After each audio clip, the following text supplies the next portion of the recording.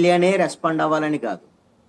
ఎవరైనా సరే వాళ్ళు నాగేంద్ర బాబు లేకపోతే ఇంకొకళ్ళు వాళ్ళైనా రెస్పాండ్ అయ్యి ప్రభుత్వం ఈ విధంగా 3,000 కోట్ల రూపాయల భూములు కేవలము 60 రోజుల వయసు ఉన్నటువంటి కంపెనీకి 60 ఎకరాలు భూములు దారాదత్తం చేశారు అని అంటే దీని వెనక తెలుగుదేశం పార్టీ అధికారాన్ని ఉపయోగించుకొని ఇష్టారాజ్యంగా చేస్తే రేపు పొద్దున ఈ ప్రభుత్వం ఇలా చేసింది అని అంటే దాంట్లో ఆ తలాపాపం తిలా పెడికడు అని అన్నట్టుగా ఇప్పుడు చంద్రబాబు నాయుడు నారా లోకేష్ పాత్ర ఉందా లేకపోతే వాళ్ళకి సంబంధించినటువంటి వాళ్ళ ఇవన్నీ రేపు పొద్దున బయటకు వస్తాయి. ఏమి బయటికి రాకుండా ఉండవు. వాళ్ళిద్దరికి సంబంధం లేకుండా క్యాబినెట్లు ఎలా తీర్మానం చేస్తారు?